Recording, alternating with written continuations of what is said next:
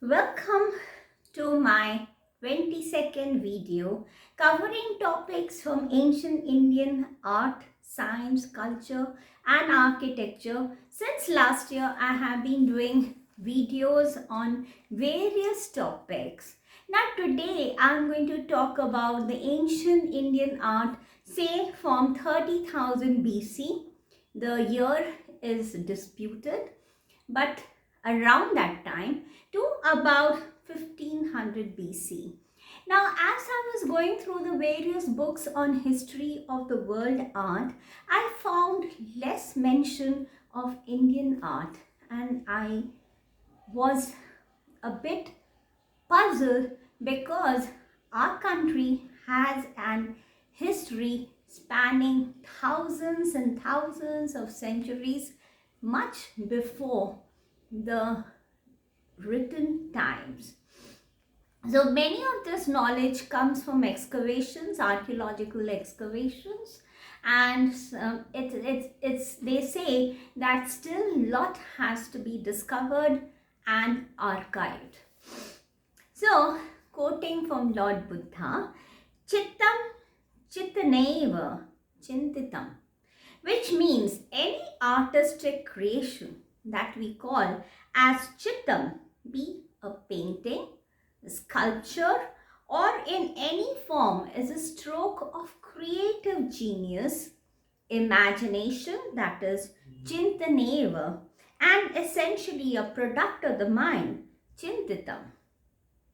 This concept of art as a creative expression of timeless value is elucidated in the Shilpa Shastras, which provides artists theoretical principles with conceptual depth.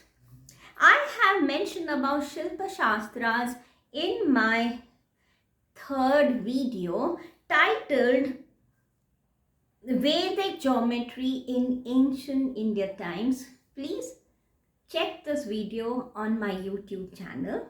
Now, Shilpa Shastras is an ancient thesis which enumerates the guiding principles from the temple architecture, metallurgy, sculpturing, and so forth, written in Sanskritam, and they provide the basic guidelines for all such sculptors, metallurgists, and others. About 30,000 years ago, the genesis of this philosophy is reflected in the prehistoric rock caves or shelters found in the Vindhya mountain region to the heart of India, the Madhya Pradesh, called Bhimbetka, situated in India. Now, in these cave sites, rock art is inscribed, drawn, and painted with stones, bones, and twigs using natural pigments like vegetable extracts and minerals grounded and mixed with water, for example, animal fat. Now, explorations so far have revealed 642 rock caves, of which many are covered with drawings and engravings on the walls featuring their life. Now, featuring different species of animals. Now, hunting scenes are also depicted here, with hunters carrying spears, bows, and arrows, and sometimes accompanied by dogs, horses, and deers. The archaeologists have found interesting illustration of mother goddesses, that is, the mother goddess figurine that they used to worship, animal traps, animal chase, stick figures, and animal forms rendered in the manner of x-rays, so you could see their internal organs. So they had studied animal body to that extent. The make of these figures and dancers are shown wearing masks or headdresses or horn headdresses. Now, unfortunately, no archaeological evidence have been found to show that these Stonehenge tools and sketches have evolved into, or Bhimbetka have evolved into the Indus Valley civilization dating from 3000 years BC to 1200 BC in and around the cities of Mohenjo-daro and Harappa, and hence they are also called the Harappan civilization. Now, this civilization spanned over the basin of River Indus and also falls in parts of Pakistan and Afghanistan. Remember, in those days, the boundary of India was much wider and bigger, and it was a big, huge subcontinent, the Indian peninsula. The aesthetic sensibilities of this period is exemplified in finely adorned terracotta sculptures of the mother goddesses and carved stearite seals. They used to have small seals which were used for rituals as well as for trading. The stone seals with their intricately layered imagery was first covered with burin and then coated with alkali, and finally it was baked to achieve that glazed finish. And they reveal the technological sophistication of those times. The storage jars in terracotta was excavated from the Chowdaro settlement in the lower Indus Valley. This represents the most common type of pottery of the Harappan civilization, which is painted in black over the red base. The dancing doll statue of a young girl from Mohenjo-daro is another interesting example of a bronze figurine using lost wax method. This speaks of a thorough knowledge of human anatomy and metallurgy in Indian antiquity.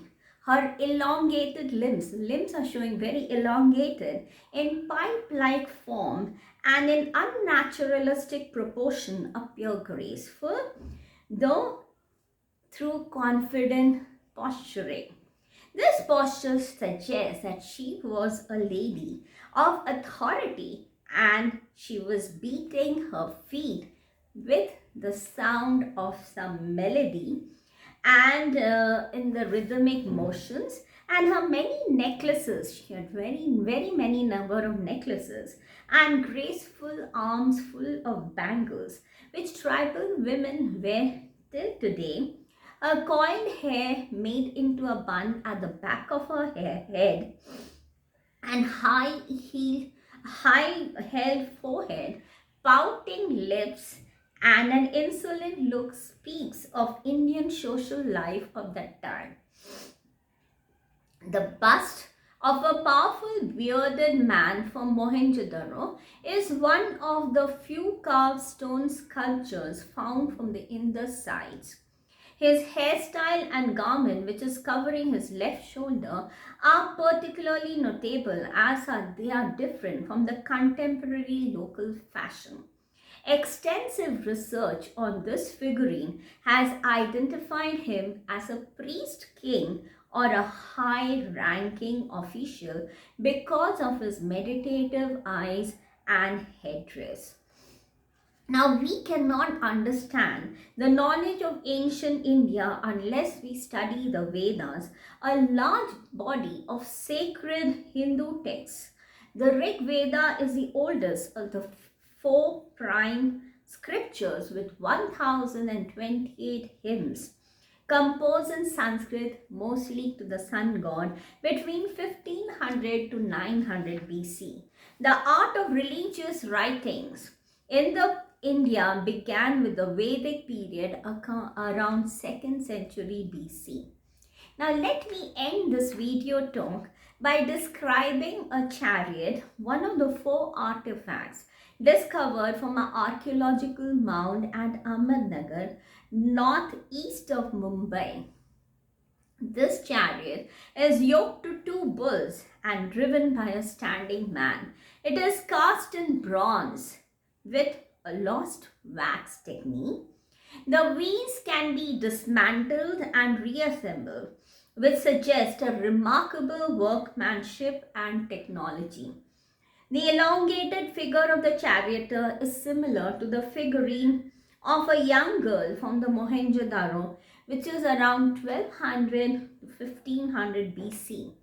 Now, if you like this video, do not forget to like, share and subscribe to my channel, and please press the bell icon for notifications, and that will help me in the algorithm. Thank you so much. Have a nice day.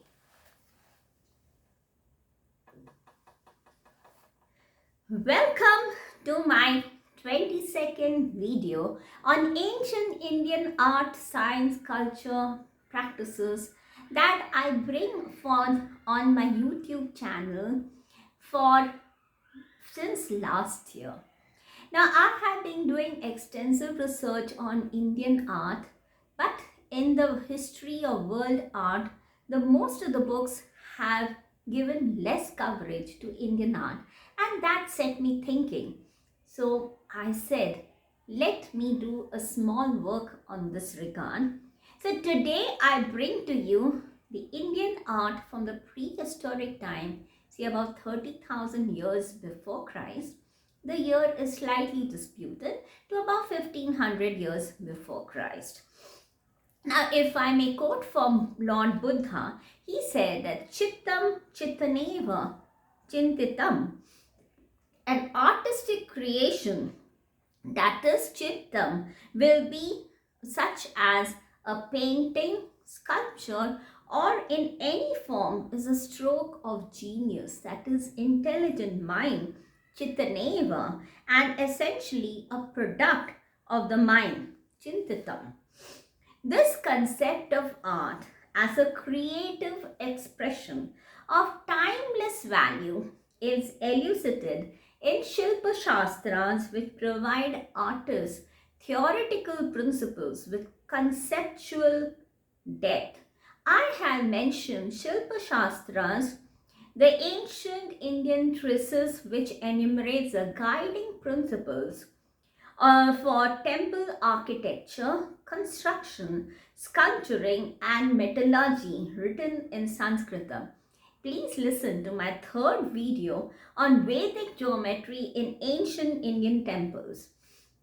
About 30,000 years ago, the genius of this philosophy is reflected in the prehistoric rock shelters of the Vindhya ranges, especially at Bhimbetka, situated in the heart of India.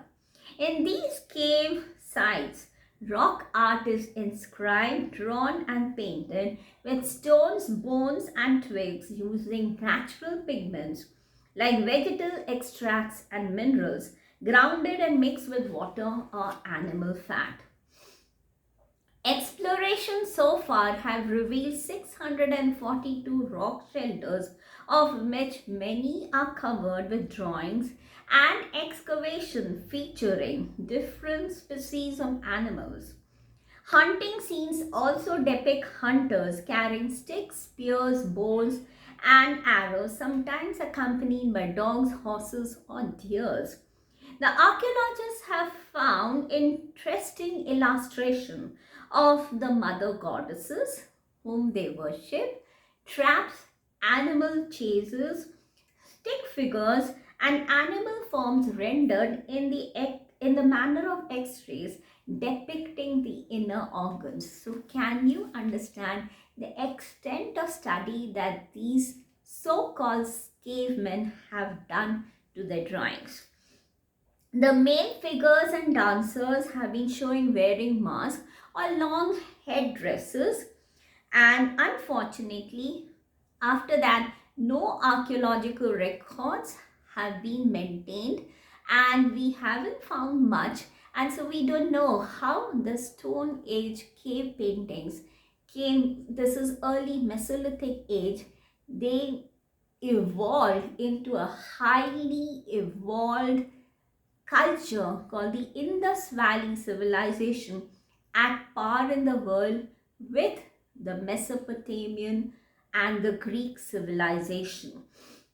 Now, this dates back to 3000 years BC to 1200 BC, and this civilization grew in the Indus Valley and around the cities of Mohenjo-daro and Harappa. So this is also called the Harappan civilization. The aesthetic sensibility of this period is exemplified in finely adorned terracotta sculptures of mother goddesses and on carved stearite seals. They were small seals which were mostly used for rituals or even for trade purposes. The stone seals with the intricately layered imagery was first covered in burin and then coated with alkali and finally baked to achieve a glazed finish. They reveal the technical sophistication of those civilizations.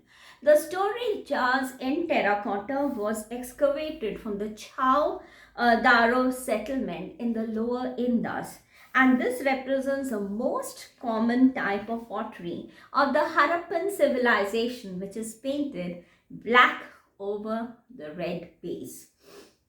The dancing girl statue of a young girl from Mohenjo-daro is an outstanding example of bronze figurine using lost wax method. This speaks of a thorough knowledge of anatomy and metal sculpture technology of Indian antiquity. Her elongated limbs in pipe-like form and unnaturalistic proportion appear graceful through its confident posturing. This posture reveals that she was a lady of authority or a dancer beating her feet to the rhythmic beat of, of some music. Her many necklaces and armlets on her long arms and bangles are also worn by tribal Indian women. Even today, her hair is coiled into a tight bun at the back of her neck, and she had a high-held forehead, and pouting lips and insolent looks speak of Indian social life at that time.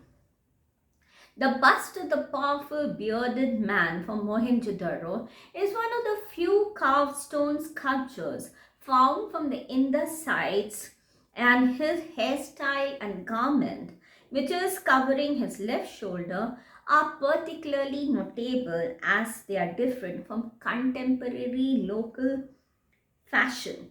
Now, extensive research on this figurine has identified him as a priest king or a high ranking official because of his meditative eyes and headdress. Now, we cannot understand the knowledge on ancient India unless we study the Vedas, a large body of sacred Hindu texts. The Rig Veda is the oldest of the four prime sculptures with 1028 hymns composed orally in Sanskrit between 1500 BC and 900 BC, and they were taught from the Guru to his disciples or the Shishyas in the oral manner, and that is how Sanskrit is still taught today in Pathshalas. The art of religious writings in India began in the Vedic period around 2nd century BC. Now let me end this video talk by describing the chariot, one of the four artifacts discovered from an archaeological mound at Ahmednagar, northeast of Mumbai. The chariot is yoked to two bulls and driven by a standing man. It is cast in bronze with lost wax technology. The wheels can be dismantled and reassembled, which suggests remarkable workmanship and technology. The elongated figure of the charioteer is similar to the figurine of the young girl from Mohenjo-daro, which is from around 1200 to 1500 BC. If you like this video, do not forget to like, share and subscribe to my channel or press the bell icon for notification. And thank you so much for watching. Have a nice day. I will sign off now for my YouTube channel.